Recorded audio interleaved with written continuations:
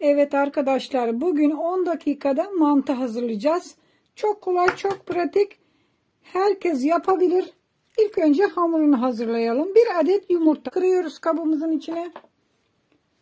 Üzerine tuzunu ilave ediyoruz. Ne kadar? Göz ayarı tuz ilave ediyoruz. Şöyle suyunu ilave ediyoruz. 2 bardak sudan yapacağım.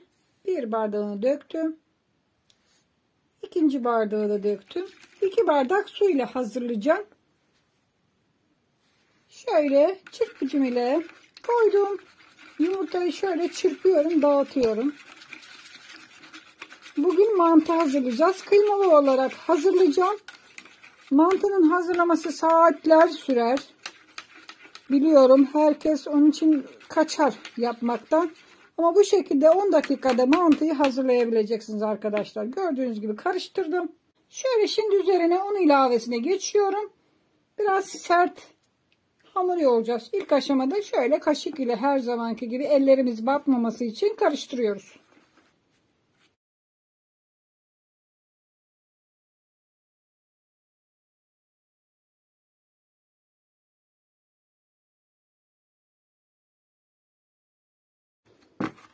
Şu anda hamurumuz hazır. Biraz da açarken yuvarlayacağım. Şimdi iç malzemesine geçelim. Burada benim kıymam var. Yarım kilo kadar kıymam var. İsterseniz patatesli olarak da hazırlayabilirsiniz. Hiç sorun olmaz. Bir adet soğanı rendelemiştim. Daha önceden hazırladım. Bir miktar tuz ilave ediyoruz. Kıymanın tuzu olsun.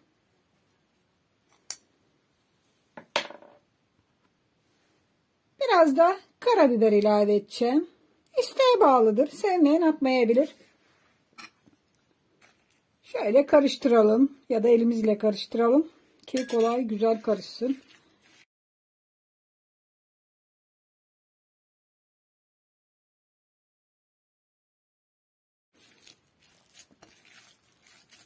Hazır. Şimdi mantı hamurunu açmaya geçelim.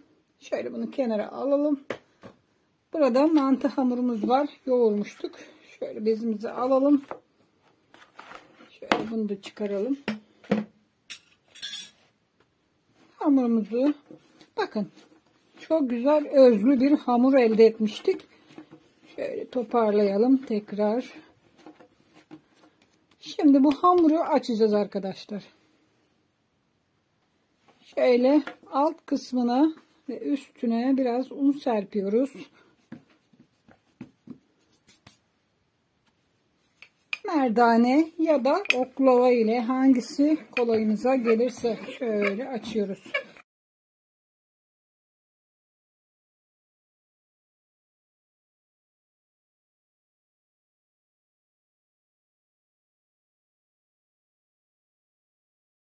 Hamurumuzu açtım. Bakın bu şekilde, çok da ince olmayacak. Çok ince yaparsanız erir.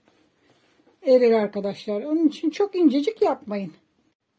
Şimdi içine kıymasını koyacağız arkadaşlar. Şöyle elimize bir miktar kıyma alıyoruz. Bakın şimdi ne kadar kolay olduğunu göreceksiniz. Yufkanın tam orta yerinden arkadaşlar başlıyoruz koymaya. Bakın çok da büyük parçalar koymayın. Şöyle size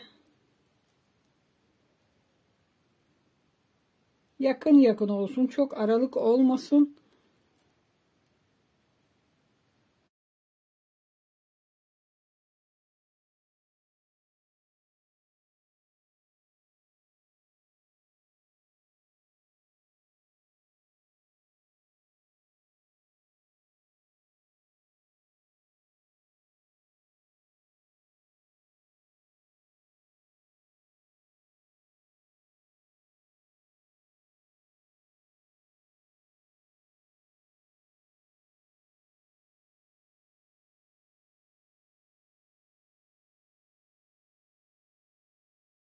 Mantıları yarı yarıya kadar hamurun dizdik.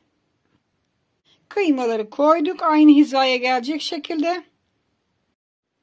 Şimdi hamurumuzu karşı taraftan alıyoruz. Bakın bu şekilde yavaşçacık tam böyle uçuca gelecek şekilde kapatıyoruz arkadaşlar.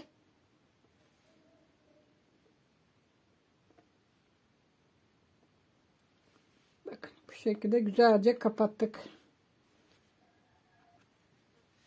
Kapattık. Şimdi bakın arkadaşlar, şöyle keseceğimiz yeri bilelim. Bakın şu aralık yerlerinden şu şekilde bakın yerlerini öğrenmemiz lazım. Evet, gördüğünüz gibi kıymaların yerlerini belli ettik. Şimdi kesme aşamasına geçeceğiz arkadaşlar. İlk olarak şu kenar kısımlarını alacağız.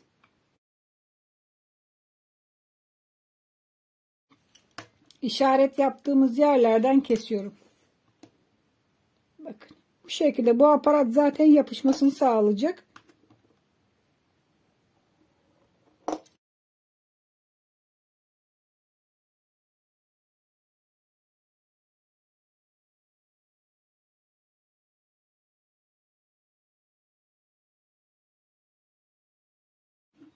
Bu şekilde kestik. Şimdi böyle keseceğiz arkadaşlar.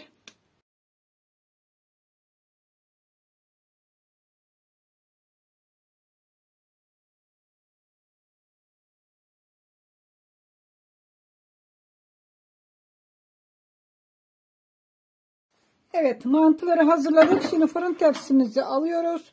İçine bir miktar un serptim. Şöyle bakın, kestiğim bir tanesini alıyorum, size gösteriyorum. Sadece bu şekilde yapmanız lazım arkadaşlar. Azıcık kenarlarını, kıyısını, köşesini toplayıp fırın tepsisine koymanız lazım. Bakın. Çok basit.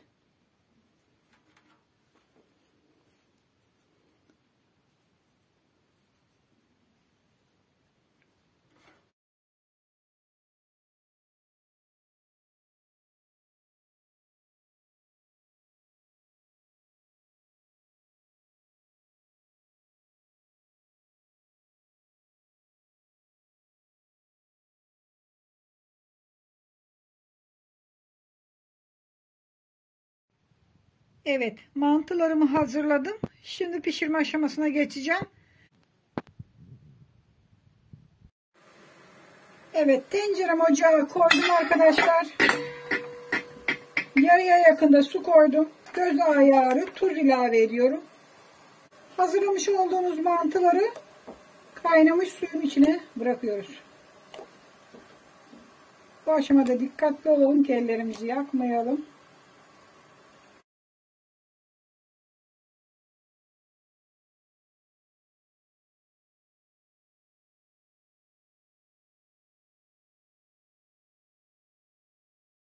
Mantıları tencerenin içine bıraktık. Şöyle bir karıştıralım. Bakın yapışma yok birbirine. Artık kaynar suya girdi. Yapışmaz.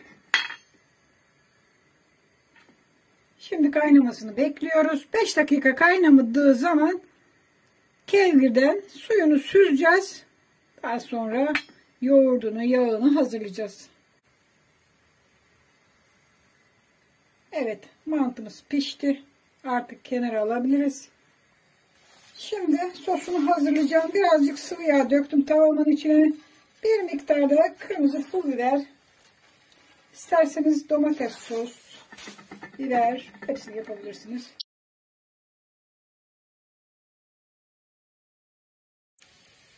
Hazır. Ocağı kapatıyorum. Şimdi servis aşamasına geçelim.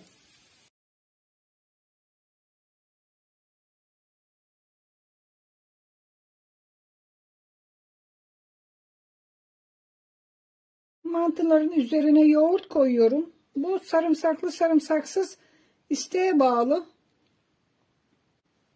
Üzerine de hazırlamış olduğum sostan dökeceğim.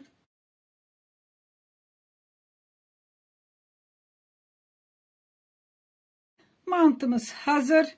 Umarım beğenmişsinizdir. Siz de bu tarifi yapar, evinizde hazırlarsınız. İsterseniz çok yapıp derin dondurucuda saklayabilir. Gerekli olduğu zaman çıkarıp pişirebilirsiniz. Tariflerimi beğeniyorsanız beğen tuşuna basın arkadaşlar. Kanalıma abone değilseniz abone olun. Sosyal medyada tariflerimi paylaşın ki kanalımız günden güne büyüsün, gelişsin. Daha birçok yeni ve güzel özel tariflerde görüşmek üzere. Hoşça kalın, afiyetle kalın.